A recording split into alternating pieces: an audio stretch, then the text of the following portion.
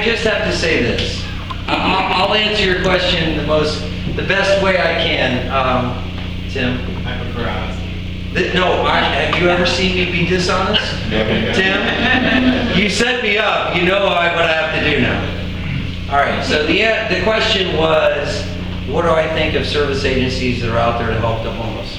Let me begin by saying, in every business, I don't care what it is, there's good and bad. So let's begin with that. And next, I'll say that I visited some places that they couldn't pay me enough to go back to, let alone use it for assistance, being treated very prescriptively, very nasty, having this, literally in Jacksonville, in case you people don't know it, they make you strip to everything except your underwear, give up your cell phone and everything, run you into the shower. This is just to get a bed overnight.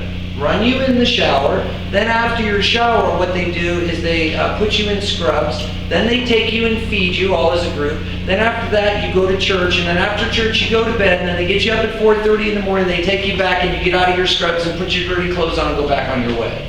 Wow. People that need help, we're treating that way? Are you kidding me? And here's the sick part.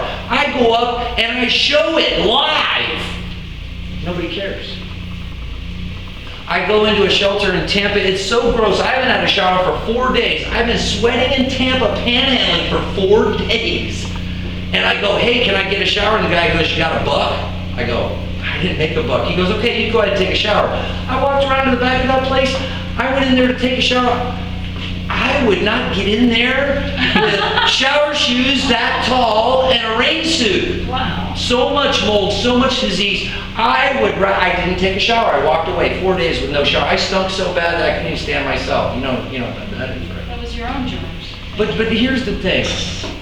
To answer Tim's question, there's a lot of money being made on homelessness, just like prison systems and everything else.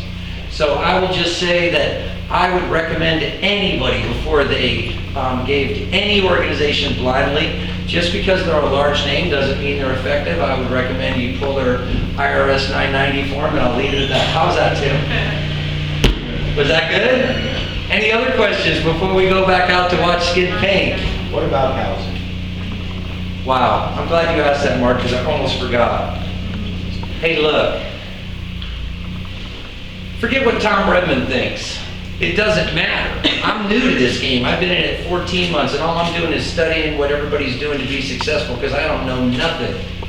I just know how to research as a Navy officer and a teacher. That's it. Well, Sam up in New York, and I'm not meaning to throw names along, but he's basically the father of Housing First. He kept going out to help mentally ill people, and he'd say, hey, we offer mental health services. How can I help you? And they'd say, we need a place to stay. And he'd go, no, we offer mental health services. Oh, no, I need a place to stay. Finally, they listened to him. That's how Housing First was born. They took these people that were severely, we're talking major schizophrenia, access level 1 disabled people, and they put them in an apartment. A year later, 85% of them were still in housing. A year later. And a lot of them, I don't remember the percentage off the top of my head because I didn't throw this into my speech and prepare, but I can tell you that a huge percentage of them were self-sufficient just by giving them a house and the services. Now that's the important part too. We can't just give somebody a house that's been on the streets. You could talk to a homeless person, that would even scare them. What they need is permanent supportive housing with wraparound services and not shoved down their throat like some people around Florida are using housing as a reward for clinical success with alcoholism, which is the stupidest thing in the world, because even if you're the greatest guy in the world with all your family support and you're rich and you have inpatient treatment, you beat alcoholism 8% of the time nationally. So we expect a homeless person who's going through that to beat it to get into a house. How silly were we with the old get them housing ready mentality? We found now, if you get them in housing and ask them what they need, they're gonna tell you, you know what, I want to improve my life. Danny and I have been talking about him starting a business. Danny's been on the streets 8+ years. There's all kinds of Dannies, 900 Dannies downtown, chronically homeless. Now, thank God, right now we have about 300 funded, but we need to educate the public a lot more. One last question and we're done. Yes?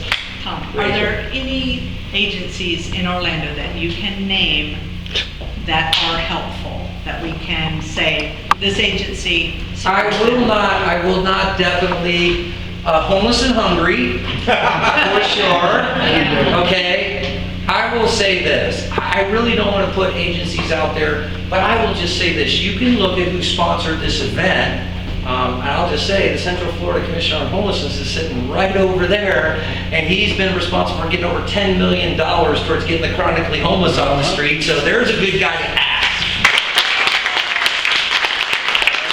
And if you don't like the answer Andre gives you, you can go see Tim McKinney in the corner, who's building, trying to build tiny homes down in Bithlo. He can give you an opinion. I can give you many resources, but I won't pick one, anybody or throw anybody under the bus.